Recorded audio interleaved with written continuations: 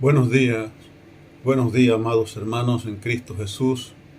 Reciban un saludo de su hermano Jesús Brito en el nombre de nuestro Señor y Salvador Jesucristo. Dios me los bendiga, Dios me los guarde. Que el Señor me le dé un día hoy muy feliz. Es mi deseo y oración.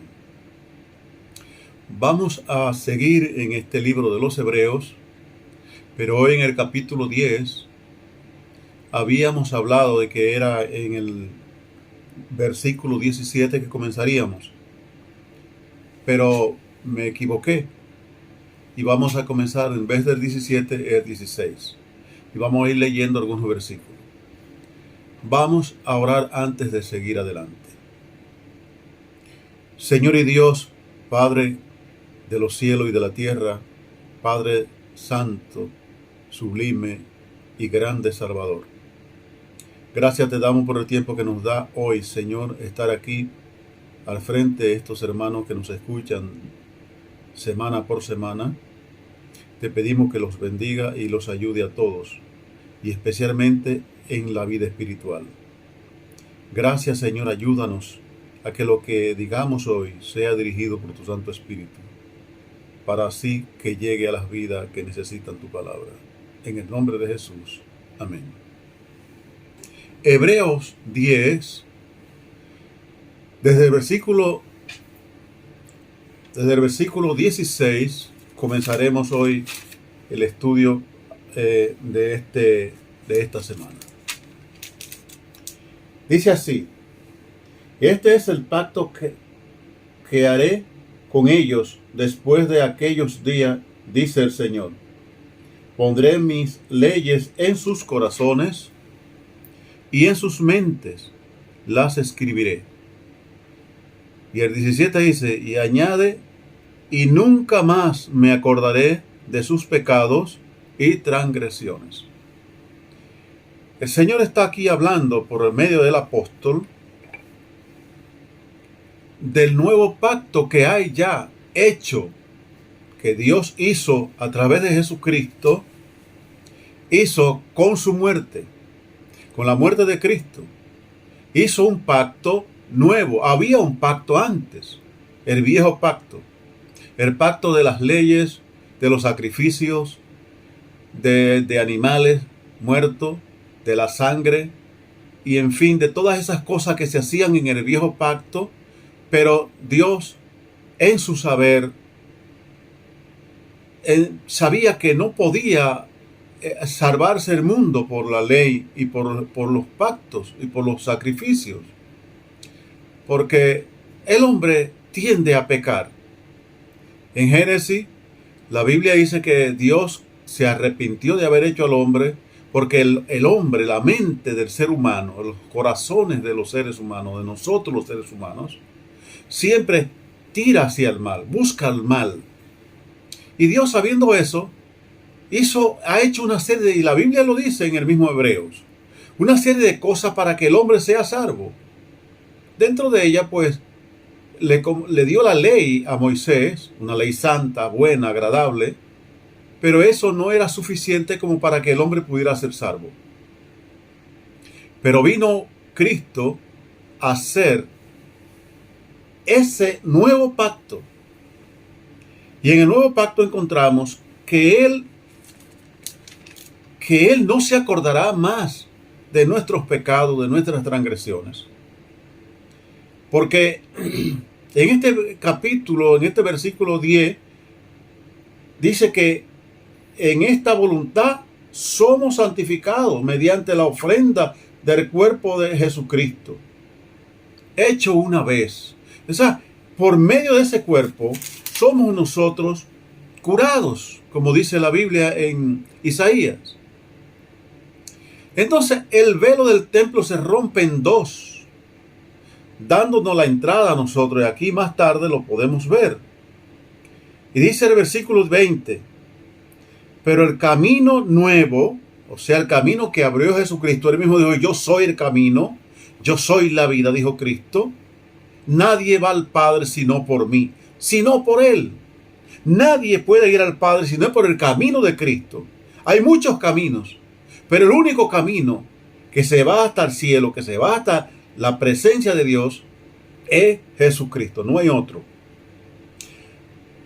Por el camino nuevo, vivo, Él más abrió a través del velo, entró, esto es su carne. O sea, Él abrió el velo, rompió el velo, para que nosotros hoy podamos presentarnos ante el mismo trono de Dios, ante el lugar santísimo, por medio de la oración.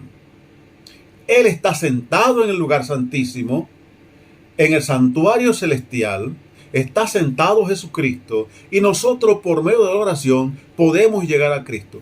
Mire, esto es tan bien hecho, tan bien organizado, lo organizó el mismo Dios, que la oración tiene que hacerse en el nombre de Jesús. Siempre he oído, he oído mucha gente orando, y cuando termina la oración dice, en el nombre del Padre, del Hijo y del Espíritu Santo. Yo, pues, antes me caía mal, ahora me río. Porque entiendo que la gente lo hace porque no le enseñan. Mire, esto de la enseñanza que tiene que hacer un pastor en su iglesia es muy vital para la iglesia. Y yo atribuyo a muchas cosas que hace la iglesia, que hace la gente en la iglesia, porque no se les enseña. Una vez yo fui en San Luis Central Osama, fui invitado para dar una conferencia en una iglesia de un pastor amigo, no voy a decir el nombre. Y encontré un escenario allí que yo me quedé totalmente atónito. No voy a decir qué fue porque no creo que sea necesario. Pero yo dije, Dios mío, ¿pero qué es esto? Luego una de las jóvenes cogió una silla y me dio con la silla.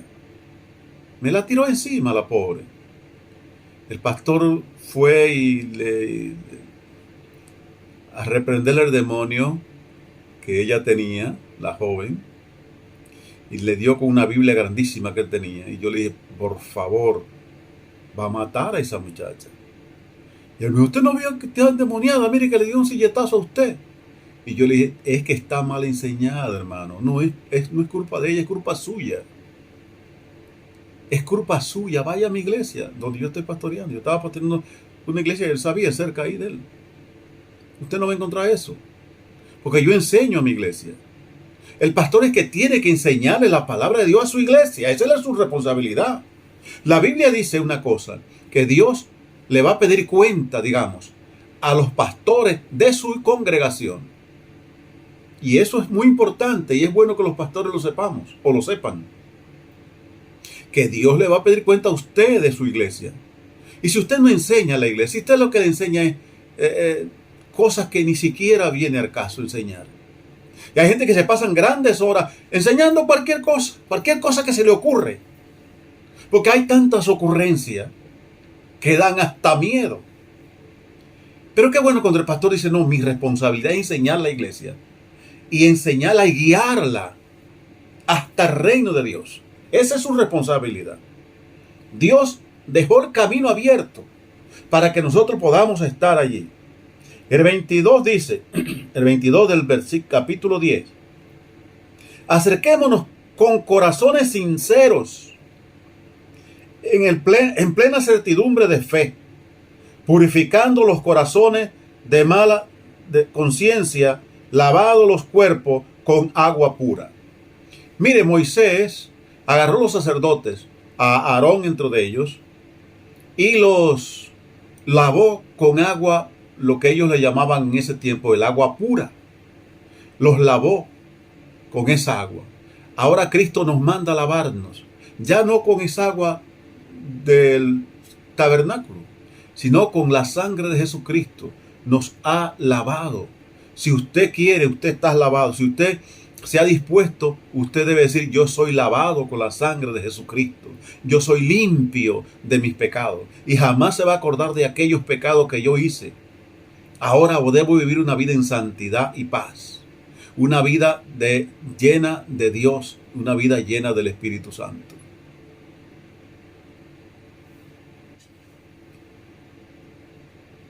Vamos a seguir leyendo y así nos vamos a dar cuenta cuán grande es estas cosas.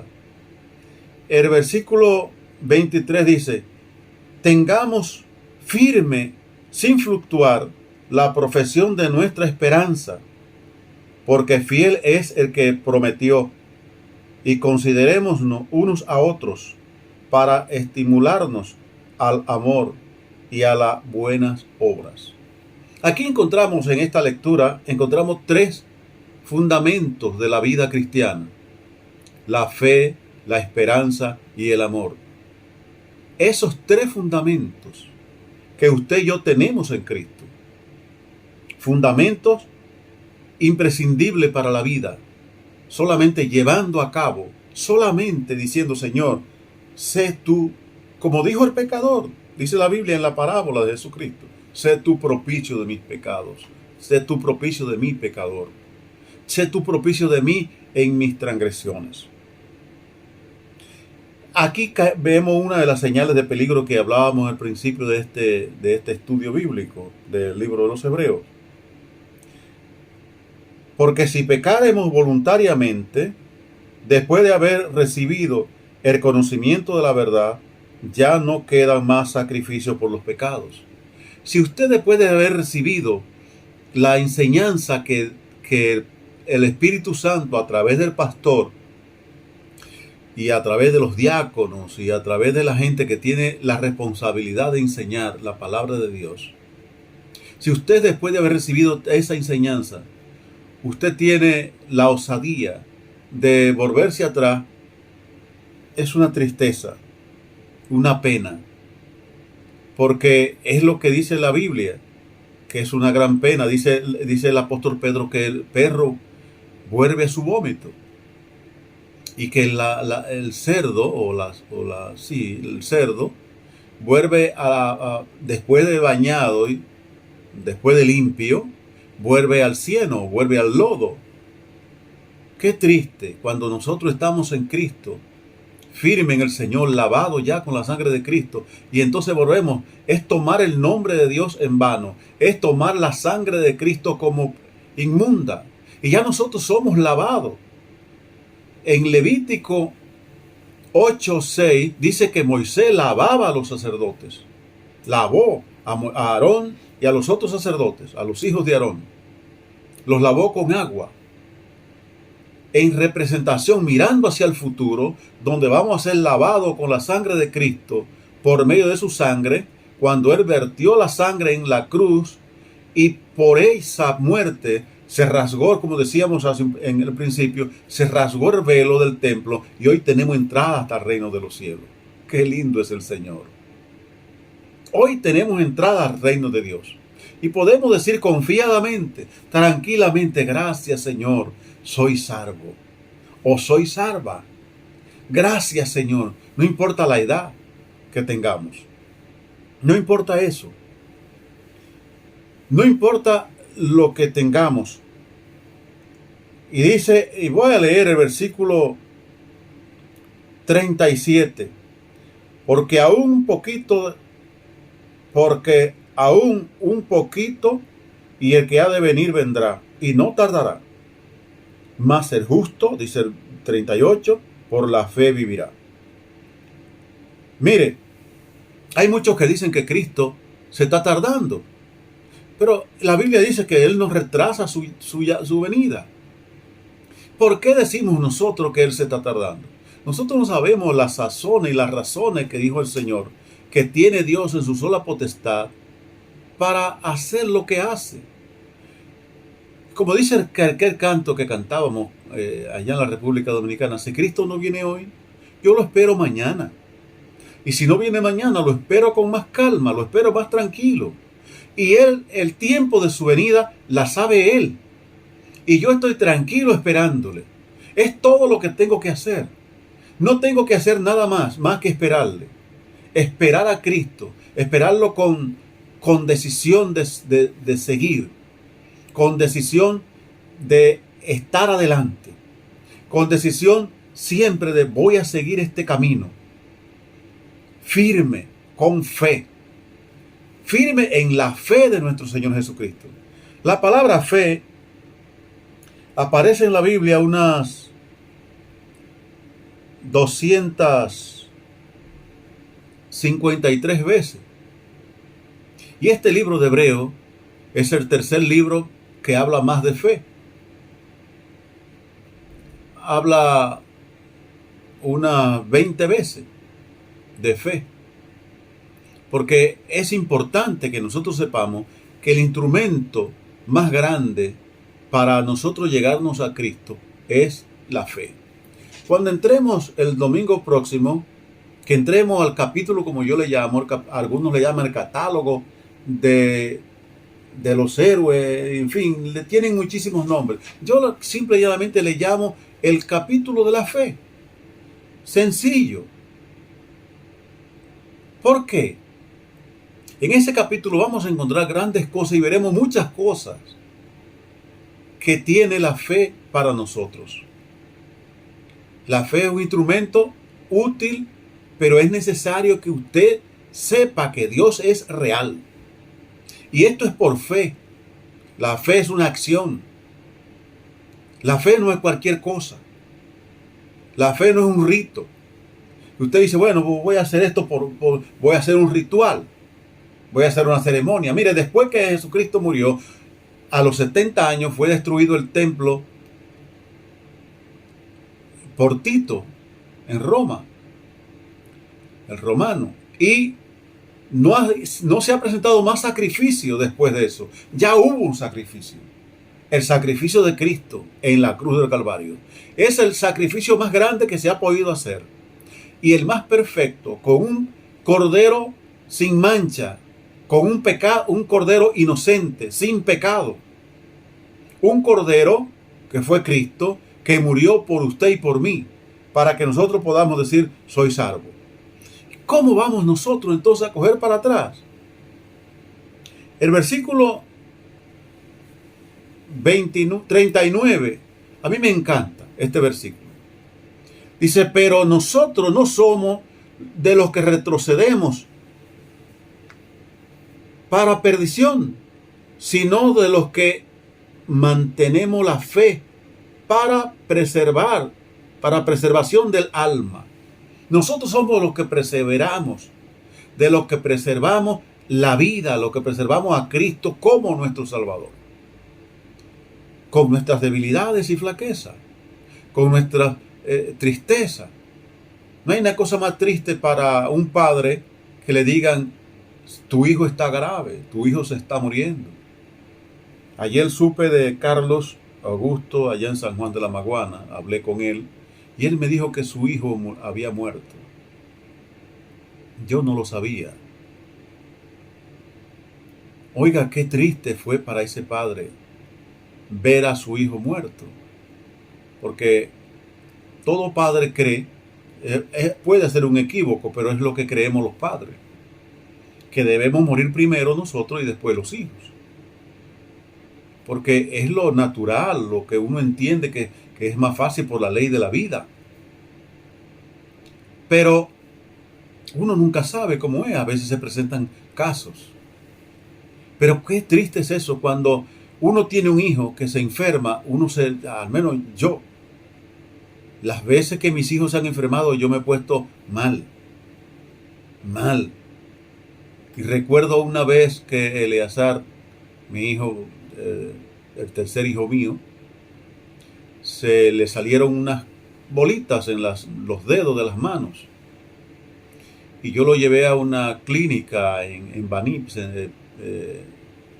provincia de Peravia. Y le estaban haciendo la enfermera allí ayudándolo a curarse, a quitar la piel que ella entendía que tenía que quitar. Pues eso le dolía, claro. Y era un niño. Estamos hablando de un niño de entre 4 o 5 años. Era lo que podía tener Eleazar para ese tiempo. Y él pues lloraba. Era normal. Y yo me puse mal. A mí me bajó la tensión, la presión. Y hubo entonces que atenderme a mí, los médicos. Porque es lo que los padres nos pasa. Y cuando vi que aquí a Omni pues me lo operaban de apendicitis, que lo vi con todo su aparato puesto, yo quería en mi corazón, y Dios lo sabe, quitarle los aparatos y ponerlo yo, que me operaran a mí de nuevo. Ya yo había sido operado de eso. Porque los padres somos así. Por eso entendemos cuánto nos ama el Padre Celestial, que mandó a su único Hijo para que muriera por todos nosotros. Entonces, sigamos firme en Jesucristo, firme en el Señor Jesucristo, y ni un paso atrás, ni para coger impulso. Dios les bendiga y hasta el próximo domingo.